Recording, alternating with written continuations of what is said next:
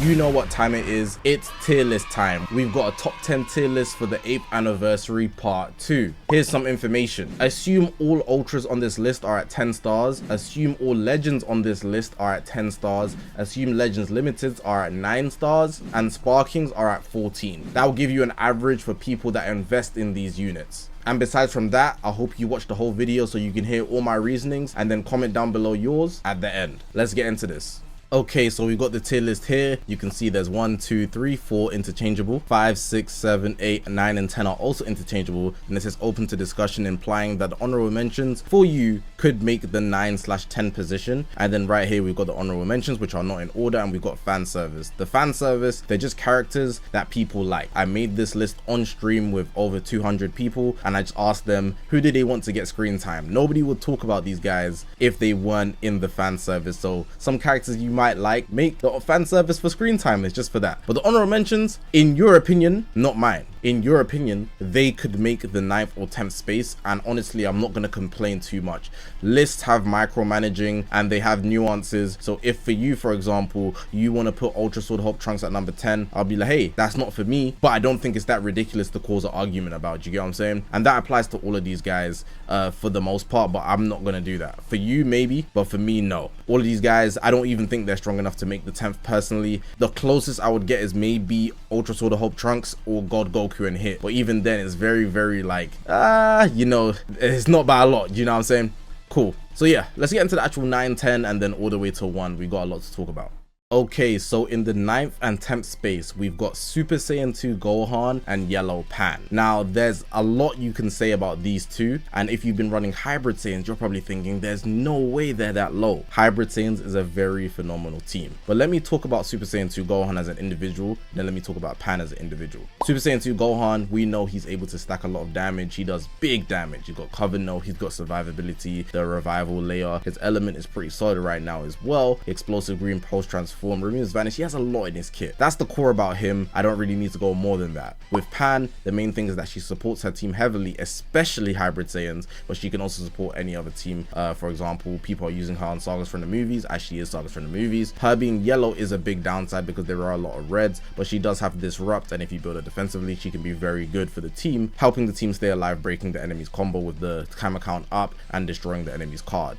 Cool, that's the main thing about both of them. Now on Hybrid Saiyans, they are going to get the most because Pan gives a 50% buff, but she's not the person you're going to be using for offenses in any way, shape or form, let's be real. But Gohan will be feeding off that, and him being on featured boost is very good. Naturally, especially because Gohan and Trunks, they're Hybrid Saiyans, the new Legend game original, one of the two anyways. They are a trio now. You can run them on Hybrid Saiyans and you'll be getting phenomenal results. On that Hybrid Saiyan team, all three of them work very well together to the point where I'd argue they are one of the best teams in the game. However, there are a lot of nuances in this list, and a lot of units can be used on many different teams and still compete at that exact same level as the Hybrid Saiyan team I just mentioned. So because of that, these two as individuals, they don't have versatility. Pand has a bit more, but her being yellow brings her down to the same level as Super Saiyan 2 Gohan. But Gohan has no versatility. If you're not using him on hybrids, you're simply not running him. And it's not that you can't run him on a leader slot in another team, it's just not optimal to do that because he brings the rest of the team down based on equipment, so the synergy goes down a lot. So it's not that you can't get top of the game results just because these two are 9 and 10. Like I said, on Hybrid Saiyans, I think it's one of the best teams in the game. It's simply these two with their versatility, lesser on Pan, but Pan because she's yellow, she's getting targeted by a lot of good reds right now. It keeps them lower, even though as a team, they can be operating at the top level. So just bear that in mind. Them being lower on the list doesn't necessarily mean they're absolutely worse, because these guys can easily perform better if you put them on the correct team with the Hybrid Saiyan team that they have. So yeah, that's the 9 and 10. Let's get into number 8.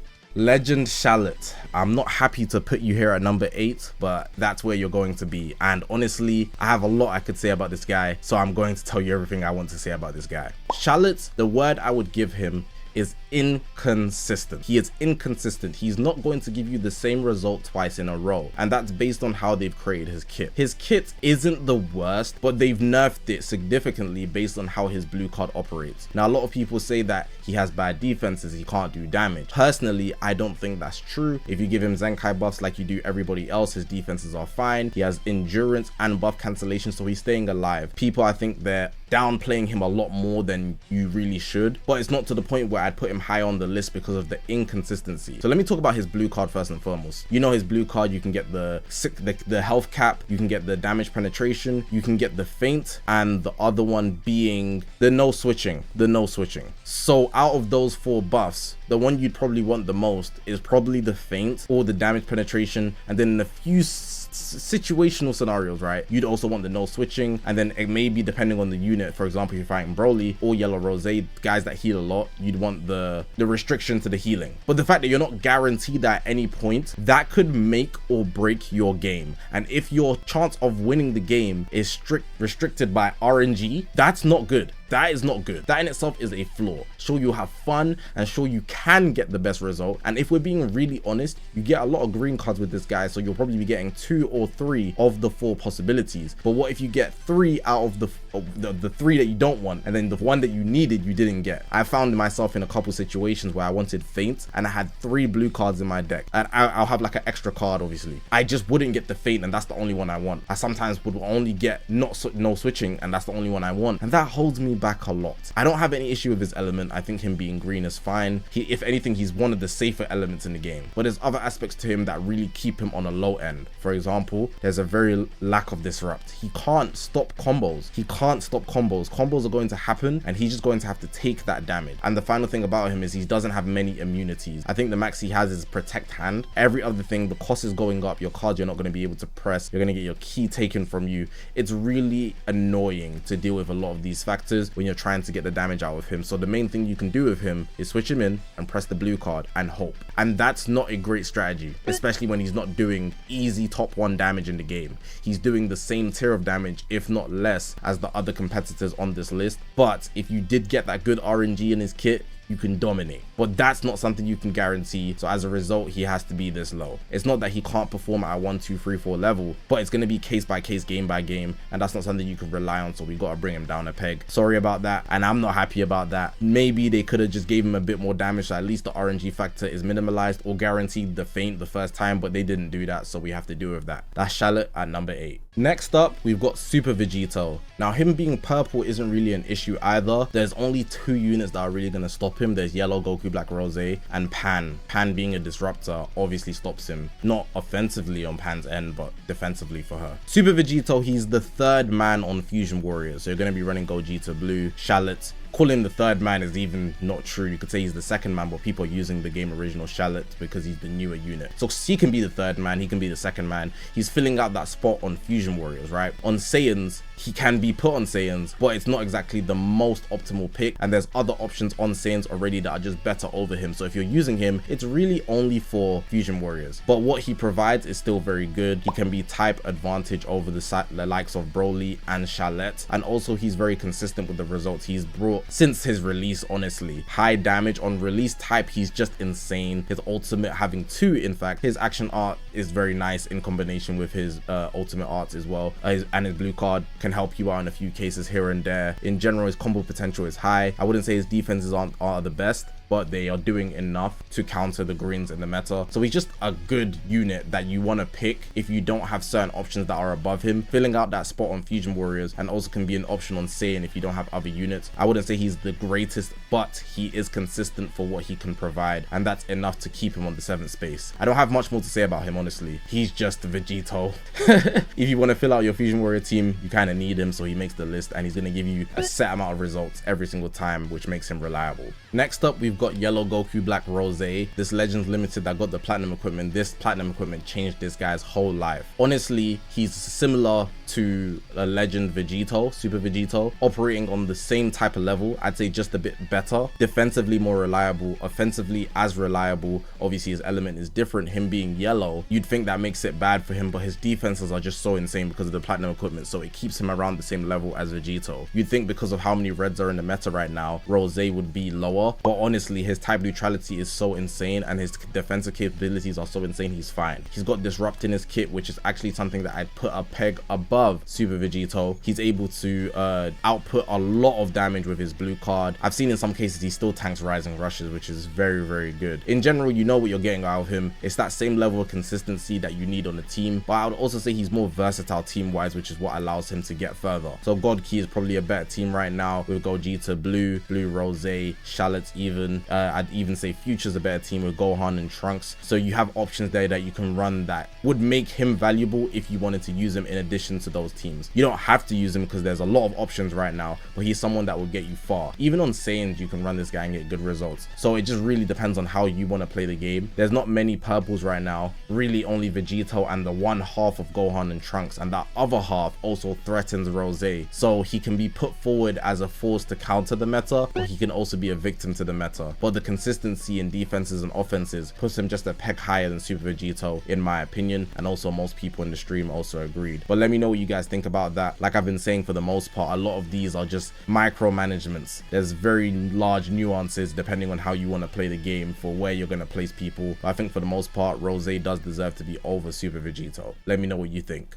At number 5, in the middle of the list, we've got Red Legendary Super Saiyan Broly, another unit who got saved by platinum equipment, and I'm glad they did him justice. Honestly, at first people were saying it's not that great, but honestly, his platinum equipment is great. It's solid. This guy's main thing is the fact that he's not going to allow you to switch out. I think that is what makes or breaks how a game will go. A lot of people are scared to face Broly just because of that, because if you mistime your cover change, that could make or break your game. But also, Broly not having that survivability layer means that you have to be careful with using him, because if you get rushed or nuked, it's over. You just one tap, you're out. That endurance layer changes lives, but offensively he can be that, to the point where I was saying on stream, in a situation where he is 3v2, as long as the enemy has 2, if you've killed one person and you're using Broly, that person gets into a 1v1 confrontation with Broly, right, and Broly's comboing, it's over, because the minute you cover change, you're gonna have to wait 10 more timer counts just to bring that person back in. You've only got one other person. You don't have that extra life, the third one that you'd have, because if it was a 3v3 game, you got an option, right? But Broly makes it so that you're literally going to die if you only have 2 people left, and that makes him threatening. That in itself is enough to say he might be the most threatening person in the game if you've already had one person dead and Broly's already comboing you. Because if you want to try save that person, 1, you can't, 2, you're going to take damage, 3, your timer counts go back up, so you can't even save them. You just have to take these hits, and that's tough. So only because he doesn't have survivability can he not be higher than where he is.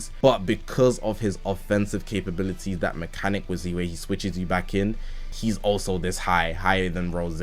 Pairing with teams, he can be run on Saiyans, he can be run on movies, he can be run on powerful opponents. He's gonna be fine. He's gonna be fine in the meta. It's really just a choice on whether you want to play with him and risk the defensive aspect. But on the offensive end, if you get that outcome, and you're more likely than not you will get that outcome, you will probably secure that game. 90% how you will secure that game. Unless you somehow fumble with the cards that you press, you will get that game. So Broly, he's at number 5. At number 3 and number 4, we've got an interchangeable pick, and it's between the Legend Broly and the Legend Xenoverse 2 Goku Black Rose.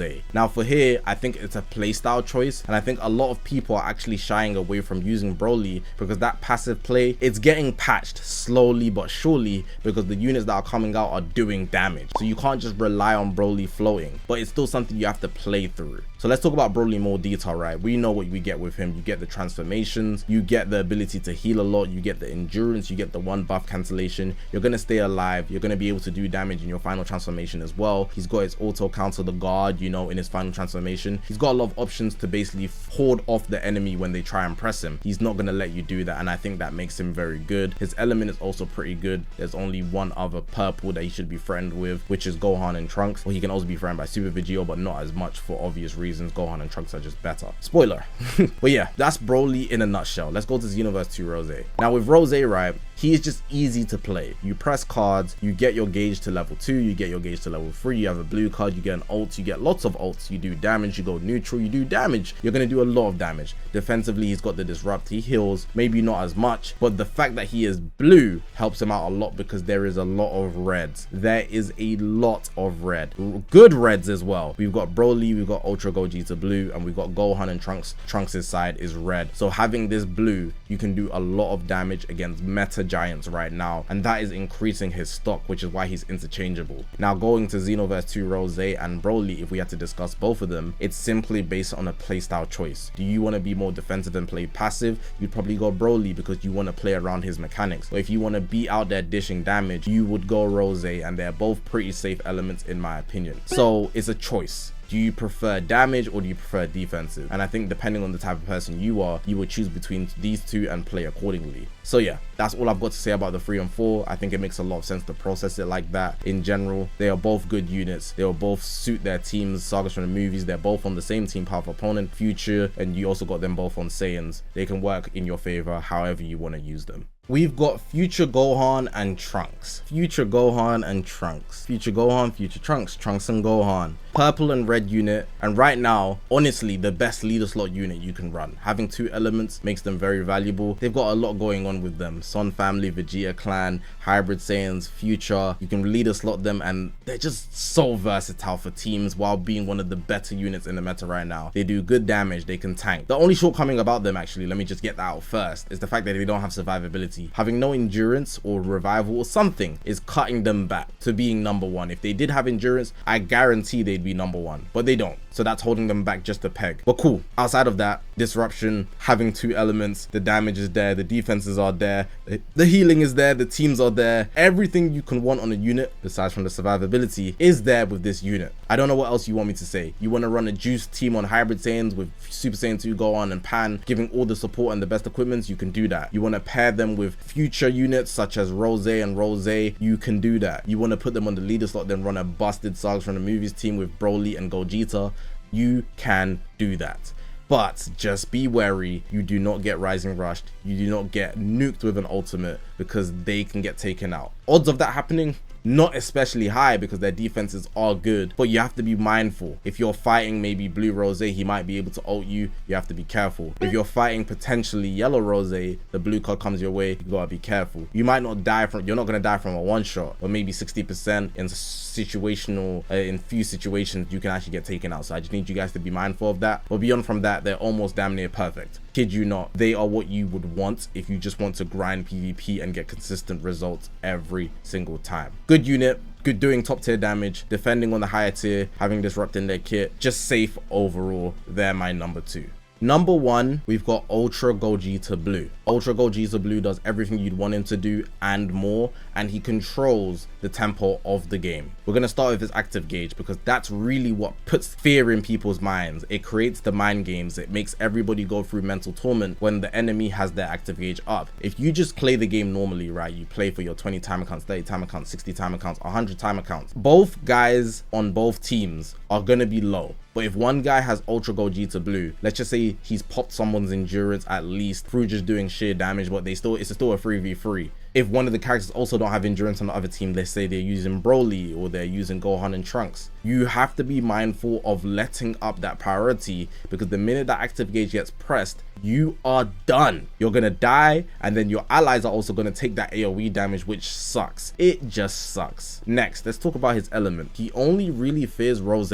Super Saiyan 2 Gohan's only being used now because he's on the boost, but he's not the direct threat you're thinking of. It's only Rose he needs to fear. So as a red, he's fine, but there is still a counterplay to that, so I have to mention Rose. But he's fine when it comes to his element. Then his kit in general, he has everything you'd want. He has the damage stacking, which is going to build up his damage immensely. He has the ultimate arts, which can do extra damage. He has the endurance, which is going to keep him alive. The buff cancellations, the perfect pair, it keeps him alive. He goes type neutral on his green card. His green card also spawns more cards. He does long combos. He literally is a wrecking ball coming your way. He's literally what future Gohan and Trunks could have been if they had endurance, but I'd argue they'd be better because they also have the tag switch potential. So with here, Ultra Gogeta Blue is just the guy that you have to fear. Also with teams, you're running him everywhere. He's almost seen every single game. You're seeing him on a movie, you're seeing him on Saiyans, you're seeing him on God Key, you're seeing him paired with future Gohan and Trunks on future team variations if he's on the leader slot, because he's somebody you can also leader slot at that highest capability. I don't think there's anything more to say. It's pretty self-explanatory when it comes to Gogeta, and I think it just makes sense beyond everything I've already said. So we've got 1 Ultra Gogeta Blue, 2 future Gohan and Trunks, 3 and 4 we've got Broly and Xenoverse 2 Rose, 5 we've got Legendary Super Saiyan Broly, 6 we've got the yellow Goku Black Rose, 7 we've got Legend Super Vegito, 8 we've got Legend Super Saiyan God Charlotte, and 9 and 10 we've got Super Saiyan 2 Gohan and Pan. But yeah, man, that's the tier list, and that's going to be the end of the video. Let me know in the comment section what you thought. Like I said, I made this on stream, and I always make it on stream. I will schedule a stream usually after units release, 1 or 2 days after, saying tier list, and we have full discussions. I literally ask questions, I let you guys answer in full paragraphs, I read everything, and I actually consider things and relay questions to the chat, and we take the consensus versus just my opinion. Even though it's my tier list, I just make sure things are flowing logically and we have a good conversation. But hopefully you guys did enjoy this video. If you haven't already, make sure to press the subscribe button. We're on this grind to 200,000 subscribers. I appreciate you guys for watching, man. My name is Zakashi, guys, and I'll see you guys in the next one, man.